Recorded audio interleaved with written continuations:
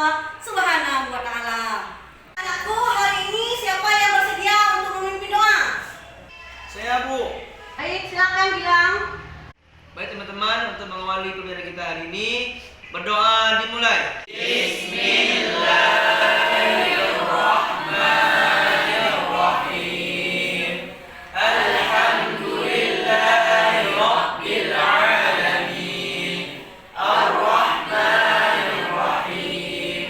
Maliki yaumiddin. Iyyaka na'budu wa iyyaka nasta'in. Ihdinas siratal mustaqim. Siratal ladzina an'amta 'alaihim ghairil maghdubi 'alaihim waladdallin. Amin. Baik, terima kasih Gilang yang sudah memimpin doa pada hari ini. Ibu ingin bertanya terlebih dahulu, hari ini ada anak-anak ibu yang tidak ada sekolah? Ada, Bu. Misna izin, Bu. Kalau Isna sakit, Bu. Kalau misalnya sudah dapat izin dari sekolah, tidak apa-apa. Dan bagi teman kita yang sakit, kita doakan semoga segera sembuh sehingga dapat kembali bersekolah bersama kita di sini. Untuk meningkatkan rasa cinta tanah air dan rasa nasionalisme kita, mari sekarang kita akan menyanyikan terlebih dahulu lagu kebangsaan Indonesia Raya. Untuk anak-anak ibu mohon untuk berdiri.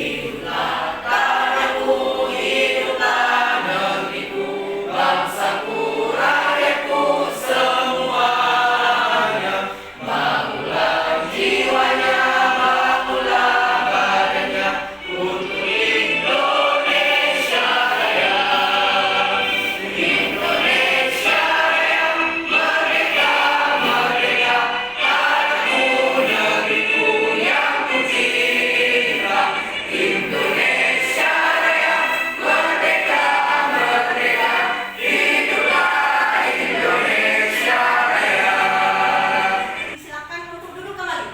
Anak-anak, pada pertemuan sebelumnya kita telah mempelajari tentang wilayah negara kesatuan Republik Indonesia. Aku ingin tanya, siapa yang masih ingat materi tentang wilayah negara kesatuan Republik Indonesia? Coba Nila. Minggu lalu kita belajar tentang wilayah negara kesatuan Republik Indonesia, bahwa wilayah negara kesatuan Republik Indonesia terbagi dari 3 bagian. Yang pertama daratan, lautan, dan udara dengan batasannya masing-masing seperti batas alamiah, batas buatan, dan letak astronomis. Sedangkan lautan terbagi atas zona teritorial, ZEE, dan landasan kontinen.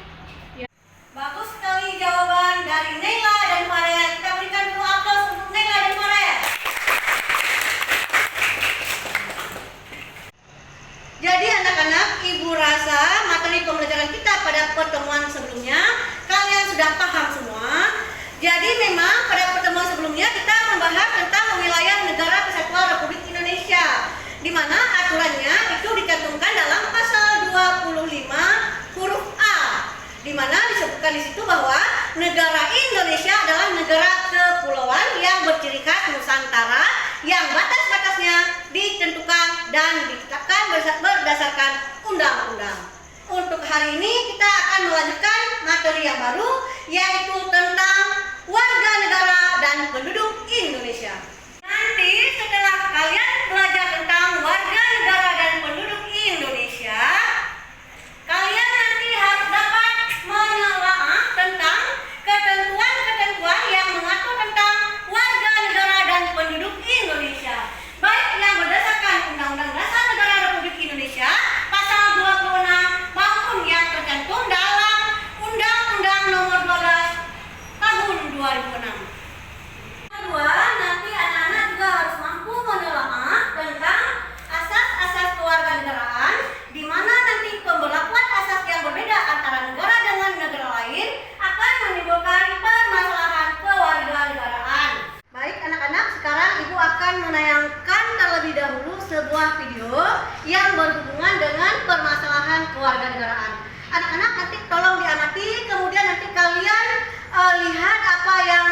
terjadi di video ini, nanti langsung kalian buatkan dalam bentuk pertanyaan dan rumuskan solusinya seperti apa.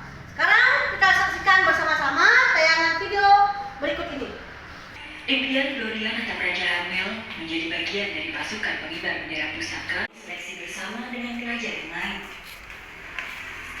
Setelah kalian amati tadi video yang telah ditayangkan, apa yang bisa kalian dapatkan? 1. Ibu maunya sama dijawab oleh, coba Amira. Baik Bu, jadi pada video tersebut menceritakan tentang cerita seorang anak SMA yang bernama Gloria, di mana dia itu harus meninggalkan keinginannya untuk menjadi salah satu anggota paskibraka tingkat nasional karena status yang dia miliki adalah seorang WNA. Nah, di sini yang membuat saya bingung ya Bu, kenapa si Gloria ini dikategorikan ke dalam WNA? Bagus sekali pertanyaan dari Amira. Baik anak-anak, dari pertanyaan yang telah dikemukakan oleh teman-teman kalian, mungkin ada yang bisa memberikan solusi. Silakan tunjuk tangan. Saya Bu, jadi menurut saya dalam kasus Gloria Natapraja ini, kegagalannya menjadi salah satu anggota paskibraka nasional dikarenakan statusnya yang dianggap sebagai warga negara asing. Dikarenakan ayahnya berstatus warga negara Prancis, yang mana dalam undang-undang lama ini berarti Gloria merupakan warga negara asing. Dalam Undang-Undang nomor 12 tahun 2006 menjelaskan bahwa anak yang lahir dari orang tua yang berbeda kewarganegaraan diberikan kemudahan oleh pemerintah, yang mana seharusnya dia memiliki kewarganegaraan ganda terbatas, yang mana sampai dia berumur 18 tahun. Tapi dalam kasus ini orang tua Gloria lalai sehingga Gloria tidak memiliki kewarganegaraan Indonesia. Untuk selanjutnya, supaya tidak terulang lagi kasus seperti ini, seharusnya orang tua di Indonesia tidak boleh lalai dalam mencari informasi tentang kewarganegaraan anaknya. Dan jika Gloria ingin menjadi warga negara Indonesia seutuhnya, maka dia harus melewati naturalisasi atau kewarganegaraan, yang mana dia harus mengikuti persyaratan yang ditentukan oleh pemerintahan Indonesia. Begitu Bu, terima kasih. Bagus sekali tadi solusi yang diberikan oleh Raisya Fidinda. Jadi anak-anak, kalau misalnya ada anak yang lahir dari perkawinan campuran antara orang tua, ayah dan ibunya beda negara, kalau menurut Undang-Undang Kewarganegaraan lama, berarti anak tersebut adalah anak statusnya ikut kewarganegaraan ayahnya. Tapi sehubungan dengan adanya Undang-Undang Nomor 12 tahun 2006, pemerintah memberikan ruang bagi anak-anak yang lahir dari perkawinan campuran untuk tetap memiliki kewarganegaraan Indonesia, yaitu kewarganegaraan ganda terbatas. Untuk lebih bersemangat, sekarang mari kita berikan WOW. 1, 2, 3. Beri dia W, beri dia O, beri dia W. Wow, mantap. Wow, wow, mantap. Tepuk salut. Salut, salut. Salut, salut. Salut. Untuk hari ini, materi yang akan kita pelajari yaitu tentang warga negara dan penduduk Indonesia. Pasal 26 ayat 1 Undang-Undang Dasar Negara Republik Indonesia itu menyebutkan bahwa warga negara adalah orang-orang asli bangsa Indonesia dan orang-orang dari bangsa lain yang disahkan dengan undang-undang sebagai warga negara.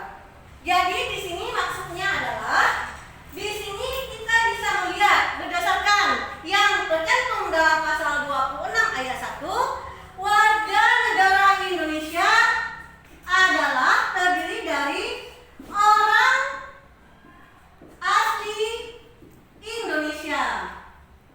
Yang kedua apa nak? Orang dari bangsa lain. Ibu juga ingin menambahkan sedikit, asas kewarganegaraan yang secara umum berlaku hampir di seluruh negara itu ada dua, ius soli sama ius sanguinis. Bisa dipahami? Bisa Bu. Nah, silakan anak-anak sekarang membentuk kelompoknya masing-masing.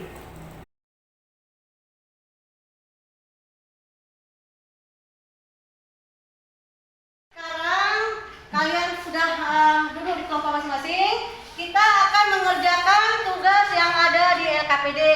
Seperti biasa, satu kelompok nanti akan mengerjakan satu tugas. Setelah kalian membuat tugas, nanti akan kalian presentasikan. Ibu bagikan LKPD-nya.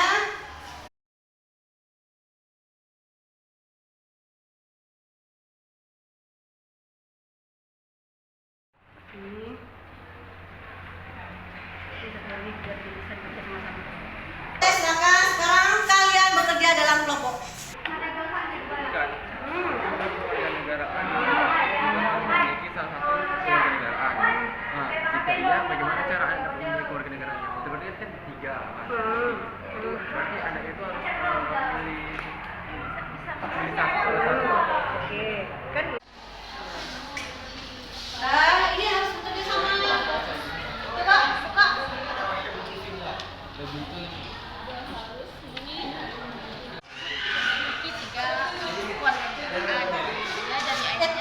Baik anak-anak, ada yang sudah siap bahan presentasinya?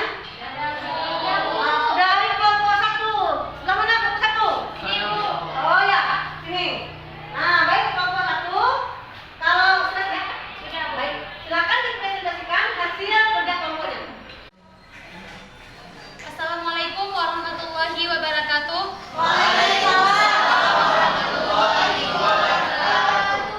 Saya dari perwakilan kelompok 1 akan membacakan hasil analisis dari kasus yang telah kami pelajari tadi. Jadi, dari kasus itu menceritakan tentang status kewarganegaraan seseorang yang bernama Andi, di mana dia itu adalah anak yang lahir dari pasangan suami istri yang berkewarganegaraan Malaysia, di mana negara Malaysia menganut sistem asas kewarganegaraan ius soli. Tetapi si Andi ini dilahirkan di Indonesia, di mana negara Indonesia ini menganut sistem kewarganegaraan ius sanguinis. Di mana jika kasus seperti ini terjadi, maka anak tersebut digolongkan ke dalam status sebagai apatrid, yaitu orang yang sama sekali tidak memiliki kewarganegaraan dikarenakan negara asalnya menganut asas ius soli, sedangkan si anak ini lahir di negara yang menganut asas ius sanguinis. Jadi, jika hal seperti ini terjadi, maka apa yang harus dilakukan si anak tersebut? Jawabannya adalah, bila seseorang anak tidak mempunyai kewarganegaraan, maka ia bisa dengan mencari status kewarganegaraan dengan cara menetap pada suatu negara yang mempunyai kewarganegaraan. Jadi, sekian dari presentasi dari kami. Ada yang ingin bertanya? Saya perwakilan dari kelompok 2 ingin menanyakan kepada kelompok 1. Bila seorang anak yang berstatus apatrid tidak ingin mempunyai kewarganegaraan, maka apa yang akan terjadi? Terima kasih. Saya dari kelompok 1 ingin menjawab pertanyaan dari kelompok 2.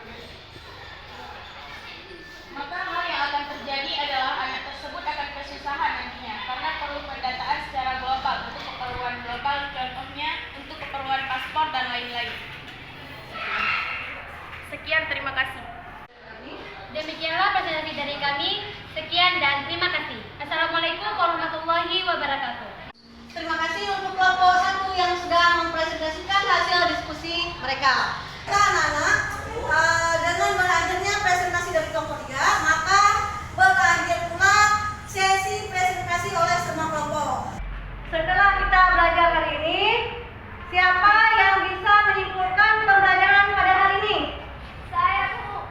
Dari hasil kita belajar hari ini dapat saya simpulkan bahwa warga negara ialah orang-orang bangsa Indonesia asli dan orang-orang bangsa lain yang disahkan undang-undang menjadi warga negara Indonesia. Dan penduduk ialah warga negara Indonesia dan orang asing yang bertempat tinggal di negara Indonesia. Sekian.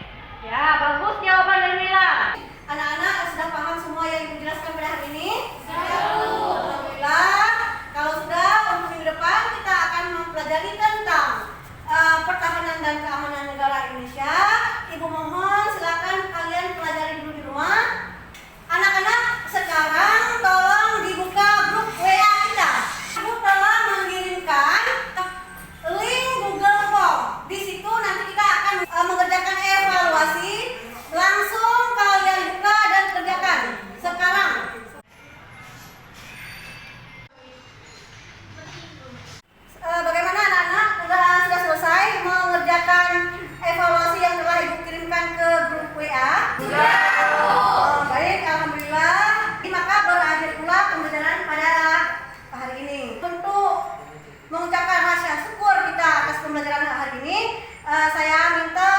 Gilang Ramadan untuk memimpin doa. Teman-teman, untuk mengakhiri pembelajaran kita hari ini, mari kita berdoa. Berdoa dimulai.